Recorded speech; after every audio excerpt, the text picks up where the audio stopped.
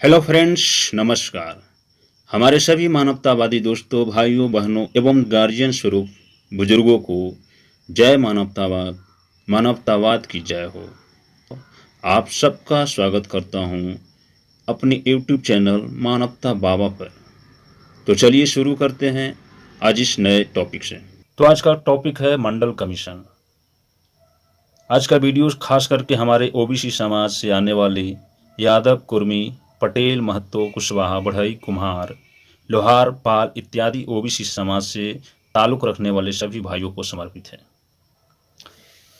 इन सभी भाइयों से के लिए दो महत्वपूर्ण सवाल है कि मंडल आयोग का मसीहा कौन और आपके आने वाली पीढ़ियों के विरोधी कौन हैं। भारत की राजनीति समझना है तो 15 मिनट समय निकालकर इस वीडियो को जरूर देखें, सुने और पढ़ें। देश में 26 जनवरी 1950 को संविधान लागू हुआ। पूर्ण आज़ादी की लहर देश के हर कोने कोने में जश्न के रूप में मनाई गई। लेकिन कुछ आंतरिक सवाल भी गरीब समाज ओबीसी के लिए चुनौतीपूर्ण उभरे हुए थे, जिनका निदान सरकार की प्राथमिकता थी। नेहरू जी प्रधानमंत्री पद पर आसीन हुए। महिला आयोग और ओबीसी आयोग गठन को ठंडे बस्ते में डाल दिया गया। फलस्वरूप डॉक्टर भीमराव अम्बेडकर जी को 1951 में बड़े खेद और दुख के साथ पिछड़े वर्ग के उत्थान और महिला आयोग के लिए कार्यवाही नहीं होती देख कानून मंत्री त्यागना पड़ा। 1977 में जनता पार्टी की सरकार बनी, जिसमें मोरारजी देसाई ब्राह्मण थे, जिनको जयप्रकाश नारायण द्वारा प्रधानमंत्री पद के लिए नामित किया गया था। चुनाव में जाते समय जनता पार्टी ने अभिवचन दिया था कि यदि उनकी सरकार बनती है तो वे पिछड़े वर्ग के लिए बनाया गया काका कालेलकर कमीशन लागू करेंगे। जब उनकी सरकार बनी तो ओबीसी का एक प्रतिनिधिमंडल प्रधानमंत्री मोरारजी देसाई से मिला और काका कालेलकर कमीशन लागू करने के लिए मांग की, मगर मोरारजी देसाई और आरएसएस ने पहले ही तय कर लिया था कि क्या बहाना बनाकर टालना है। मोरारजी ने कहा कि कालेलकर कमीशन की रिपोर्ट पुरानी हो चुकी है, इसलिए अब बदली हुई परिस्थिति में नई रिपोर्ट की आवश्यकता है। यह एक शातिर ब्राह्मण की ओबीसी को ठगने की एक चाल थी। साधारण सोच के लोगों का प्रतिनिधिमंडल इस पर सहमत हो गया और बीपी मंडल, जो बिहार के यादव थे, उनकी अध्यक्षता में मंडल कमीशन बनाया गया। बीपी मंडल और उनके कमीशन ने पूरे देश में घूम घूम कर 3743 जातियों को ओबीसी के तौर पर पहचान किया, जो 1931 की जाति आधारित गिनती के अनुसार भारत की कुल जनसंख्या का 52% थे। मंडल कमीशन द्वारा अपनी रिपोर्ट मोरारजी सरकार को सौंपते ही पूरे देश में बवाल खड़ा हो गया। जनसंघ के 98 एमपीज के समर्थन से बनी जनता पार्टी की सरकार के लिए मुश्किल खड़ी हो गई।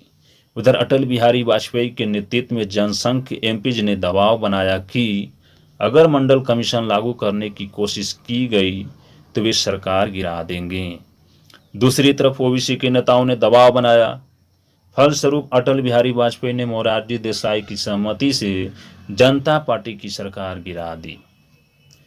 इसी दौरान भारत की राजनीति में एक साइलेंट रिवॉल्यूशन की भूमिका तैयार हो रही थी, जिसका नेतृत्व आधुनिक भारत के महानतम राजनीतिक कांशीराम जी कर रहे थे।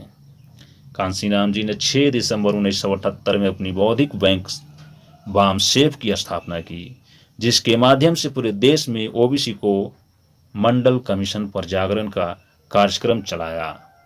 कांशीराम जी के जागरण अभियान के फलस्वरूप देश के ओबीसी को मालूम पड़ा कि उनकी संख्या देश में 52% है, मगर शासन प्रशासन में उनकी संख्या यानी प्रतिनिधित्व मात्र 2% है, जबकि 15% तथाकथित सवर्ण हैं और प्रशासन में 80% है। इस प्रकार ये सारे आंकड़े मंडल कमीशन की रिपोर्ट में थे, जिसको जनता के बीच ले जाने का काम कांशीराम जी ने किया। अब ओबीसी जागृत हो रहा था, लोग जनसंघ के खिलाफ हो गए थे। उधर अटल बिहारी ने ओबीसी की नाराजगी से बचने के लिए जनसंघ समाप्त करके बीजेपी बना दी।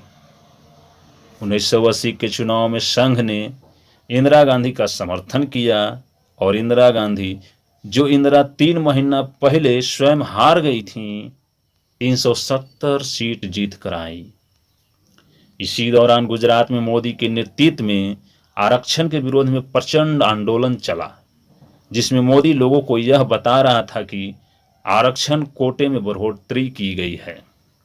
मजे की बात यह थी कि इस आंदोलन में बड़ी संख्या में ओबीसी स्वयं सहभागी था, क्योंकि संघ और ब्राह्मण बनिया मीडिया ने प्रचार किया कि जो आरक्षण SC ST को पहले से मिल रहा है वह और बढ़ने वाला है। गुजरात में अनुसूचित जाति के लोगों के घर जलाए गए। मोदी जी इसी आंदोलन के नेतृत्व करता थे। कांशीराम जी अपने मिशन को दिन दूनी रात चौगुनी गति से बढ़ा रहे थे। ब्राह्मण अपने रणनीति बनाते, पर उनकी हर रणनीति की काट कांशीराम जी के पास थी। कांशीराम ने वर्ष 1981 में DS4 नाम की आंदोलन करने वाली विंग को बनाया, जिसका नारा था ब्राह्मण बनिया ठाकुर छोड़ बाकी सब हैं DS4। DS4 के माध्यम से ही कांशीराम जी ने एक और प्रसिद्ध नारा दिया, मंडल कमीशन लागू करो वरना सिंहासन खाली करो। इस प्रकार के नारों से पूरा भारत गूंजने लगा। 1981 में ही मान्यवर कांशीराम जी ने हरियाणा का विधानसभा चुनाव लड़ा। 1982 में ही उन्होंने जम्मू कश्मीर का विधानसभा का चुनाव लड़ा। अब कांशीराम जी की लोकप्रियता अत्यधिक बढ़ गई। ब्राह्मण बनिया मीडिया ने उनको बदनाम करना शुरू कर दिया। उनकी बढ़ती लोकप्रियता से इंदिरा गांधी घबरा गईं।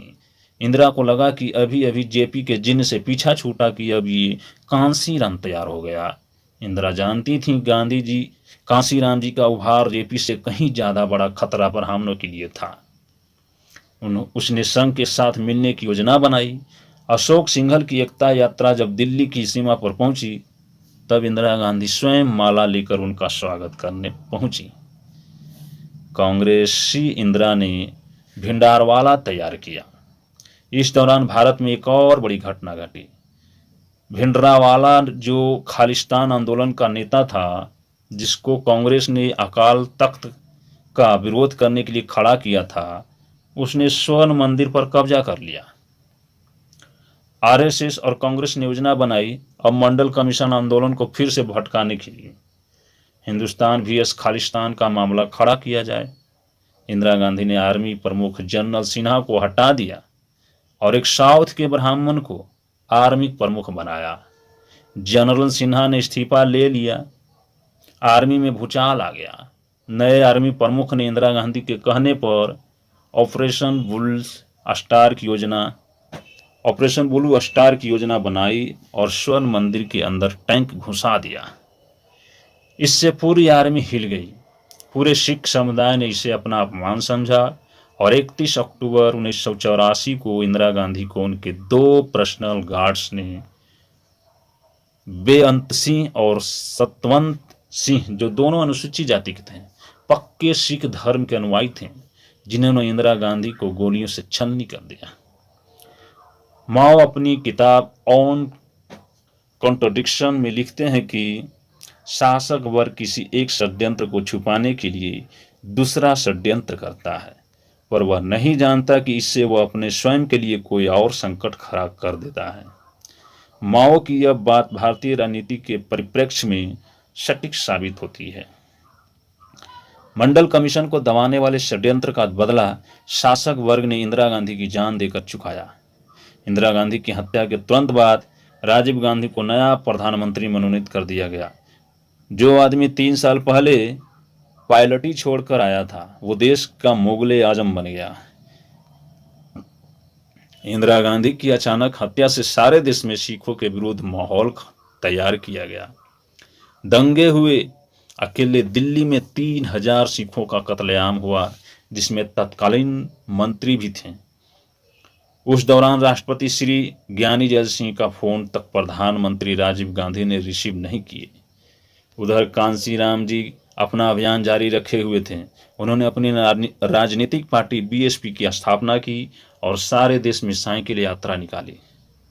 कांशीराम जी ने एक नया नारा दिया, जिसकी जितनी संख्या भारी उसकी उतनी हिस्सेदारी। कांशीराम जी ने मंडल कमीशन का मुद्दा बड़ी जोर शोर से प्रचारित किया।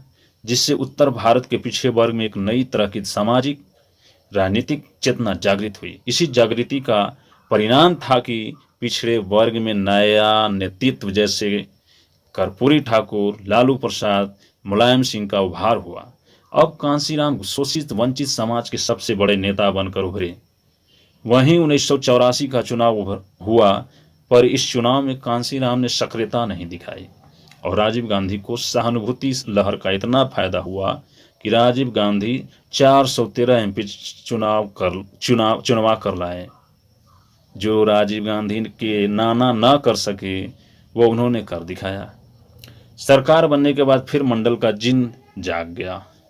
ओबीसी के एमपी संसद में हंगामा शुरू कर दिए। शासक वर्ग ने फिर नई व्यूहरचना बनाने की सोची। अब कांशीराम जी के अभियानों के कारण ओबीसी जागृत हो चुका था। अब शासक वर्ग के लिए मंडल कमीशन का विरोध करना संभव नहीं था। 2000 साल के इतिहास में शायद ब्राह्मणों ने पहली बार कांशीराम जी के सामने असहाय महसूस किया, क्योंकि कोई भी राजनीतिक उद्देश्य इन 3 साधनों से प्राप्त किया जा सकता है। वह है शक्ति संगठन की, समर्थन जनता का, दांव पेच नेता का। कांशीराम जी के पास तीनों कौशल थे और वो दांव पेच के मामले में वे ब्राह्मणों से 21 थे। अब यह समय था जब कांग्रेस और संघ की संपूर्ण राजनीति केवल कांशीराम जी पर ही केंद्रित हो गई। 1984 के चुनाव में बनवारी लाल पुरोहित ने मध्यस्थता कर राजीव गांधी और संघ का समझौता करवाया एवं इस संघ ने राजीव गांधी का समर्थन किया। गुप्त समझौता यह था कि राजीव गांधी राम मंदिर आंदोलन का समर्थन करेंगे और हम मिलकर राम भक्त ओबीसी को मूर्ख बनाते हैं। परिणाम स्वरूप राजीव गांधी ने बाबरी मस्जिद का ताला खुलवाया और उसके अंदर राम के बाल्यकाल की मूर्ति रखवाई। अब ब्राह्मण जानते थे अगर मंडल कमीशन का विरोध करते हैं तो राजनीतिक शक्ति जाएगी, क्योंकि 52% ओबीसी के बल पर ही तो वे बार बार देश के राजा बन जाते थे। और समर्थन करते हैं तो कार्यपालिका में जो उन्होंने अस्थायी सरकार बना रखी थी वो छीन जाने का खतरा था। विरोध करे तो खतरा, समर्थन करे तो खतरा, करे तो क्या करें। तब कांग्रेस और संघ ने मिलकर ओबीसी पर विहंगम दृष्टि डाली तो उनको पता चला कि पूरा ओबीसी राम भक्त है। उन्होंने मंडल के आंदोलन को कमंडल की तरफ मोड़ने का फैसला किया। सारे देश में राम मंदिर अभियान छेड़ दिया। बजरंग दल का राष्ट्रीय अध्यक्ष बनाया गया। जो पिछड़ा था कल्याण सिंह रितंभरा, उमा भारती, गोविंदाचार्य आदि वो मूर्ख ओबीसी थे जिनको संघ ने सेनापति बनाया। जिस प्रकार ये लोग हजारों सालों से पिछड़ों में विभीषण पैदा करते रहे, इस बार भी इन्होंने ऐसा ही किया। वहीं दूसरी तरफ अनियंत्रित राजीव गांधी ने खुद को अंतर्राष्ट्रीय नेता बनाने एवं मंडल कमीशन का मुद्दा दबाने के लिए प्रभाकरण से समझौता किया तथा प्रभाकरण को वादा किया कि जिस प्रकार उनकी मां यानी इंदिरा गांधी ने पाकिस्तान का विभाजन कर देश दुनिया की राजनीति में अपनी धाक पैदा की थी, वैसे वह भी श्रीलंका का विभाजन करवाकर प्रभाकरण को तमिल राष्ट्र बनवाकर देंगे। वहीं राजीव गांधी की सरकार में बीपी सिंह रक्षा मंत्री थे। बोफोर्स रक्षा सौदे में भ्रष्टाचार राजीव गांधी की सहायता से किया गया, जिसको उजागर किया गया। यह राजीव गांधी की शाख पर बट्टा था। बीपी सिंह ने इसको मुद्दा बनाकर अलग जन मोर्चा बनाया।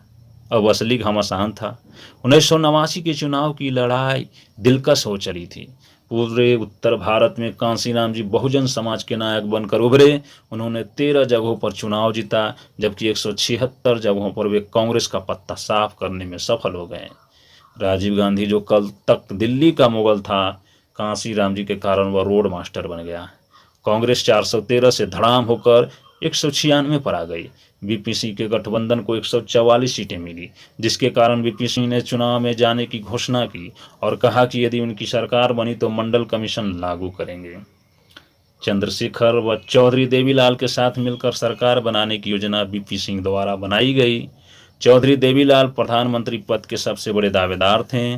परियोजना इस प्रकार से बनाई गई थी कि संसदीय दल की बैठक में दल का नेता यानी प्रधानमंत्री चुनने की माला चौधरी देवीलाल के हाथों में दे दी जाए। चौधरी देवीलाल इस झूठे सम्मान से कि नेता चुनने का हक उनको दिया गया ने माला बीपी सिंह के गले में डाल दिया। इस प्रकार बीपी सिंह नए प्रधानमंत्री बने। प्रधानमंत्री बनते ही ओबीसी नेताओं ने मंडल कमीशन लागू करवाने का दबाव डाला। बीपी सिंह ने बहानेबाजी की, पर अंत में निर्णय करने के लिए चौधरी देवीलाल की अध्यक्षता में एक कमेटी बनाई।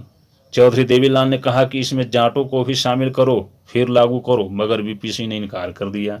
चौधरी देवीलाल नाराज होकर कांशीराम जी के पास गए और पूरी कहानी सुनाकर बोले, मुझे आपका साथ चाहिए। कांशीराम जी बोले कि चौधरी देवीलाल, जनता ने तुझे लीडर बनाया, मगर ठाकुर ने लेडर्स यानी सीढ़ी बनाया। तेरे साथ अत्याचार हुआ है और दुनिया में जिसके साथ अत्याचार होता है कांशीराम उसका साथ देता है। कांशीराम जी और देवीलाल ने बीपी सिंह के विरोध में एक विशाल रैली करने वाले थे। उसी दौरान शरद यादव और रामविलास पासवान ने बीपी सिंह से मुलाकात की। उन्होंने बीपी सिंह से कहा कि हमारे नेता आप नहीं बल्कि चौधरी देवीलाल हैं। अगर आप मंडल कमीशन लागू कर दें तो हम आपके साथ रहेंगे, अन्यथा हम भी देवीलाल और कांशीराम का साथ देंगे। बीपी सिंह की कुर्सी संकट से घिर गई। कुर्सी बचाने के लिए बीपी सिंह ने मंडल कमीशन लागू करने की घोषणा कर दी। सारे देश में बवाल खड़ा हो गया। मिस्टर क्लीन से मिस्टर करप्ट बन चुके राजीव गांधी ने बिना पानी पिए संसद में 4 घंटे तक मंडल के विरोध में भाषण दिया। जो व्यक्ति 10 मिनट तक संसद में ठीक से बोल नहीं सकता था, उसने ओबीसी का विरोध अपनी पूरी ऊर्जा से पानी पी पी कर किया और 4 घंटे तक बोला। बीपी सिंह सरकार गिरा दी गई। चुनाव की घोषणा हुई और एम नागराज नाम के ब्राह्मण ने उच्चतम न्यायालय में आरक्षण के विरोध में मुकदमा यानी केस कर दिया। इधर राजीव गांधी ने जो प्रभाकरण से वादा किया था वो पूरा नहीं कर सके थे, बल्कि यूएनओ के दबाव में उन्होंने शांति सेना श्रीलंका भेज दी थी। राजीव गांधी के कहने पर प्रभाकरण के साथ ही कान्हा शिवरामन को वो बॉम्ब्स बनाने की ट्रेनिंग दी गई थी। जब प्रभाकरण को लगा कि राजीव गांधी ने धोखा किया, उसने कान्हा शिवरामन को राजीव गांधी की हत्या कर देने का आदेश दिया और मई 1991 में राजीव गांधी को मानव बम द्वारा उड़ा दिया गया। एक बार फिर माओ का कथन सत्य सिद्ध हुआ और मंडल के भूत ने राजीव गांधी की जान ले ली। राजीव गांधी हत्या का फायदा कांग्रेस को हुआ। कांग्रेस के 271 सांसद चुनकर आए। शिबू सोरेन व एक अन्य को खरीद कर कांग्रेस ने सरकार बनाई। पीवी नरसिम्हा राव दक्षिण के ब्राह्मण प्रधानमंत्री बने। दूसरी तरफ मंडल कमीशन के विरोध में सुप्रीम कोर्ट के 31 आला ब्राह्मण वकील सुप्रीम कोर्ट पहुंच गए। लालू यादव बिहार के मुख्यमंत्री थे। पटना से दिल्ली आए। सारे ब्राह्मण बनिया वकीलों से मिले। कोई वकील पैसा लेकर भी मंडल के समर्थन में लड़ने के लिए तैयार नहीं था।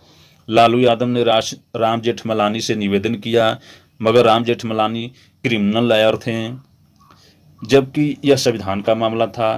फिर भी राम जेठमलानी ने यह केस लड़ा, मगर सुप्रीम कोर्ट ने 4 बड़े फैसले ओबीसी के खिलाफ दिए। पहला, केवल 1800 जातियों को ही ओबीसी माना जाएगा। दूसरा, 52% ओबीसी को 52% देने के बजाय संविधान के विरोध में जाकर 27% ही आरक्षण दिया। तीसरा, ओबीसी को आरक्षण होगा पर प्रमोशन में आरक्षण नहीं होगा। और चौथा, क्रीमी लेयर होगा, अर्थात जिस ओबीसी का इनकम 1 लाख होगा उसे आरक्षण नहीं मिलेगा। इसका एक आशय यह था कि जिस ओबीसी का लड़का महाविद्यालय में पढ़ रहा है उसे आरक्षण नहीं मिलेगा, बल्कि जो ओबीसी गांव में डोर डांगरा चरा रहा है उसे आरक्षण मिलेगा। यह तो वही बात हो गई कि दांत वाले से चना छीन लो और बिना दांत वाले को चना दे दो, ताकि किसी को आरक्षण का लाभ न मिले। ये 4 बड़े फैसले सुप्रीम कोर्ट के सेठ जी एवं भट्ट जी ने ओबीसी के विरोध में दिए। दुनिया की हर कोर्ट में न्याय मिलता है, जबकि भारत की सुप्रीम कोर्ट ने 52% ओबीसी के हक और अधिकारों के विरोध का फैसला दिया। भारत के शासक वर्ग ने अपने हित के लिए सुप्रीम कोर्ट जैसी महान न्यायिक संस्था का दुरुपयोग किया। मंडल को रोकने के लिए कई हथकंडे अपनाए गए थे, जिसमें राम मंदिर आंदोलन बहुत बड़ा हथकंडा था। उत्तर प्रदेश में बीजेपी ने मजबूरी में कल्याण सिंह, जो कि लोधा ओबीसी यानी लोधी जाति से थे, उनको मुख्यमंत्री बनाया। विशेष ध्यान, आपको बताता चलूं कि कांशीराम जी के उदय के पश्चात ब्राह्मणों ने लगभग हर राज्य में ओबीसी मुख्यमंत्री बनाना शुरू किए ताकि ओबीसी का जुड़ाव कांशीराम जी के साथ न हो। इसी वजह से पिछड़े वर्ग के लोधी समाज को उत्तर प्रदेश का मुख्यमंत्री बनाया गया। आडवाणी ने रथ यात्रा निकाली। नरेंद्र मोदी आडवाणी के हनुमान बने। याद रहे कि सुप्रीम कोर्ट ने मंडल विरोधी निर्णय 16 नवंबर 1992 को दिया और शासक वर्ग द्वारा 6 दिसंबर 1992 को बाबरी मस्जिद गिरा दी गई। बाबरी मस्जिद गिराने में कांग्रेस ने बीजेपी का पूरा साथ दिया। इस प्रकार सुप्रीम कोर्ट के निर्णय के बारे में ओबीसी जागृत न हो सके, इसलिए बाबरी मस्जिद गिराई गई। शासक वर्ग ने तीर मुसलमानों पर चलाया, पर वो निशाना ओबीसी थे। जब भी उन पर संकट आता है वे हिंदू और मुसलमान का मामला खड़ा करते हैं। बाबरी मस्जिद गिराने के बाद कल्याण सिंह सरकार बर्खास्त कर दी गई। दूसरी तरफ कांशीराम जी यूपी के गांव-गांव जाकर षड्यंत्र का पर्दाफाश कर रहे थे। उनका मुलायम सिंह से समझौता हुआ। उत्तर प्रदेश विधानसभा चुनाव हुए। कांशीराम जी की 67 सीट एवं मुलायम सिंह को 120 सीटें मिली। बसपा के सहयोग से मुलायम सिंह मुख्यमंत्री बने। यूपी के ओबीसी और एससी के लोगों ने मिलकर नारा लगाया, मिले मुलायम कांशीराम, हवा में उड़ गए जय श्री राम। शासक जाति को खासकर ब्राह्मणवादी सत्ता को इस गठबंधन से और ज्यादा डर लगने लगा। इंडिया टुडे ने कांशीराम भारत के अगले प्रधानमंत्री हो सकते हैं, ऐसा ब्राह्मणों को सतर्क करने वाला लेख लिखा। इसके बाद शासक वर्ग अपनी राजनीतिक रणनीति में बदलाव किया। लगभग हर राज्य का मुख्यमंत्री उन्होंने शूद्र यानी ओबीसी बनाना शुरू कर दिया। साथ ही उन्होंने दलीय अनुशासन को कठोरता से लागू किया ताकि निर्णय करते वक्त वे स्वतंत्र रहें। 1996 के चुनाव में कांग्रेस फिर हार गई और 2-3 अल्पमत वाली सरकारें बनी। यह गठबंधन की सरकारें थीं। इन सरकारों में सबसे महत्वपूर्ण सरकार HD देवगौड़ा ओबीसी की सरकार थी, जिनके कैबिनेट में एक भी ब्राह्मण मंत्री नहीं था। आजाद भारत के इतिहास में पहली बार ऐसा हुआ जब किसी प्रधानमंत्री के कैबिनेट में एक भी ब्राह्मण मंत्री नहीं था।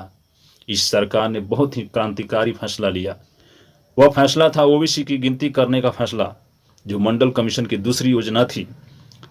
क्योंकि 1931 के आंकड़े बहुत पुराने हो चुके थे, ओबीसी की गिनती अगर होती तो देश में ओबीसी की सामाजिक आर्थिक स्थिति क्या है उसके सारे आंकड़े पता चल जाते।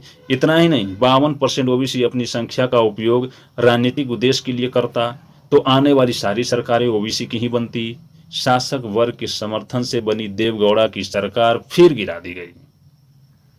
शासक वर्ग जानता है कि जब तक ओबीसी धार्मिक रूप से जागृत रहेगा तब तक हमारे जाल में फंसता रहेगा, जैसे 2014 में फंसा।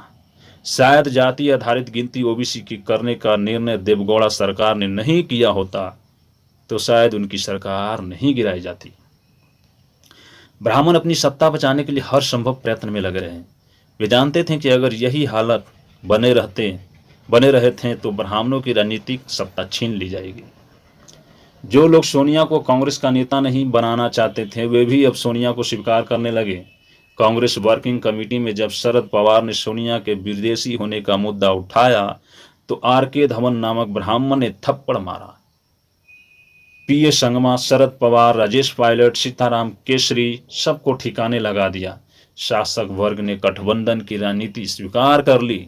उधर अटल बिहारी वाजपेयी कमीशन पर गीत गाते गाते 1999 में फिर प्रधानमंत्री बने हुए। अगर कारगिल नहीं हुआ होता तो अटल फिर शायद चुनकर आ जाते। सरकार बनाते ही अटल बिहारी ने संविधान समीक्षा आयोग बनाने का निर्णय लिया। अरुण शौरी ने बाबा साहब अम्बेडकर को अपमानित करने वाली किताब वर्शिप ऑफ फॉल्स गॉड्स लिखी। इसके विरोध में सभी संगठनों ने विरोध किया। विशेषकर बामसेफ के नेतृत्व में 1000 कार्यक्रम सारे देश में आयोजित किए गए। अटल सरकार ने अपना फैसला वापस ले लिया। ये सभी नया हथकंडा था वास्तविक मुद्दों को दबाने का। फिर 2011 में जनगणना होनी थी, मगर ओबीसी की जनगणना नहीं कराने का फैसला किया गया। अब 2021 की जनगणना में भी ओबीसी की जाति आधारित गिनती कराने की मांग को नजरअंदाज कर प्रोफार्मा से कॉलम गायब कर दिया। इस मामले में कांग्रेस और बीजेपी की एक जैसी सोच है, इसलिए भारतीय लोकतांत्रिक व्यवस्था में संख्या बल के हिसाब से शासक बनने वाला ओबीसी अपना नुकसान तो कर ही रहा है, साथ ही साथ अपने दलित भाइयों का भी नुकसान कर रहा है। अतः सच्चाई और बहुजनों पर हो रही गहरी साजिश को ओबीसी वर्ग का न समझना ओबीसी एससी एसटी को देश का शासक बनने से रोक रहा है। अब फैसला ओबीसी को करना है कि अपने भाई एससी एसटी के साथ रहना है या सवर्णों के साथ रहकर उनका हुक्का भरने का काम करना है। यहाँ एक बात और उल्लेखनीय है कि कांशीराम के बहुजनवाद की वजह से ही ओबीसी में स्वतंत्र लीडरशिप उभर रही थी। उसका सवर्णों के राम मंदिर आंदोलन ने पूरी तरह हिंदूकरण कर दिया। इसलिए आज तक ओबीसी के अंदर बहुजनवाद की लीडरशिप का अकाल पड़ा हुआ है। कांशीराम के जिस बहुजनवाद के सामने सवर्णों का मनवाद दम तोड़ रहा था, आज कांशीराम की अनुपस्थिति में सवर्णों का मनवाद सिर चढ़कर बोल रहा है। अतः बहुजन महापुरुष और उनकी बहुजन विचारधारा का निरंतर प्रचार प्रसार करते रहें। सवर्णवाद या मनवाद अपने आप दम तोड़ देगा और बहुजनों को कोई भी एमएलए एमपी सीएम पीएम बनने से नहीं रोक पाएगा। विशेष अपील, जितना हो सके इस पोस्ट को अपने ओबीसी पिछड़े वर्ग को समझाने के लिए पूरे भारतवर्ष के पिछड़े वर्ग तक पहुंचाना और ओबीसी अपना कर्तव्य समझें, जिससे उनकी आंख खुल सके कि हम कहाँ गलती कर रहे हैं। ओबीसी वर्ग जागृत करने वाले मसीहा मान्यवर साहब कांशीराम जी को नमन।